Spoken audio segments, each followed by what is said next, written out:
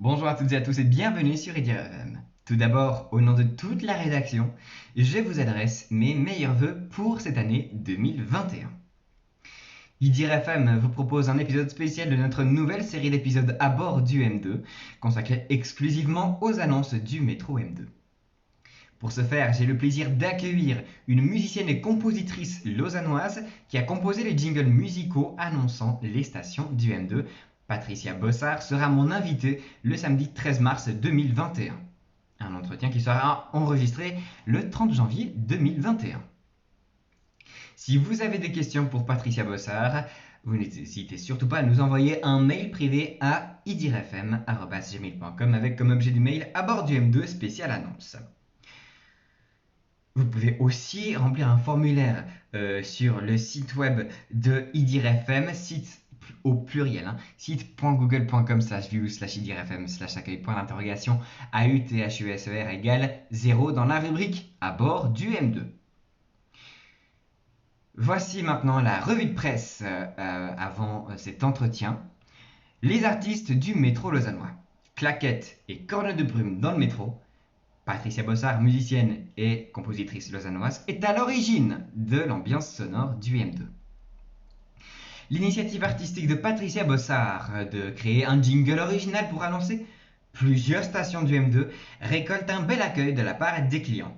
Aux claquettes annonçant l'arrêt Riponne-Maurice Béjart, au cou de Marie-Madeleine, la cloche la plus lourde de la cathédrale abbessière, à la corne de brume mêlée de mouettes signalant Ouchy, au glouglou du flon et au gazouillis de croisette, on sourit, on aime.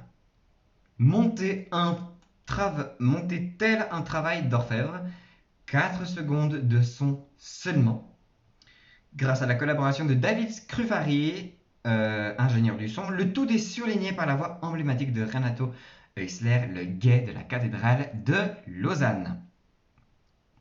Patricia Bossard s'est notamment inspirée du tram-train de Mulhouse, pour lequel Pierre-Henri, père de la musique concrète, a composé l'annonce des arrêts, mais aussi du tram de Strasbourg, où le musicien Rodolphe Burger a choisi de faire intervenir les différentes communautés représentatives de la ville pour énoncer les stations.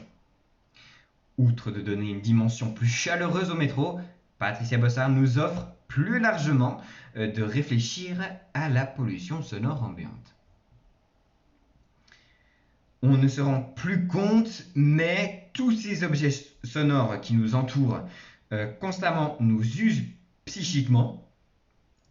Une manière de digérer cette surcharge d'infos et d'être encore plus attentif à ces bruits. Les jingles ont un côté identifiable, donc sécurisant. Ils doivent inciter à la prise de bonne conscience de notre environnement sonore.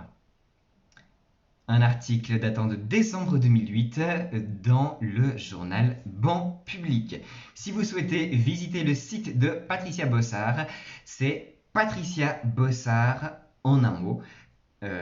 Bossard, ça s'écrit B-O-S-S-H-A-R-D, patriciabossard.net. Et il y a une catégorie qui s'appelle M2. Rendez-vous donc le 13 mars prochain à bord du M2 avec Patricia Bossard et dans une semaine pour le prochain article.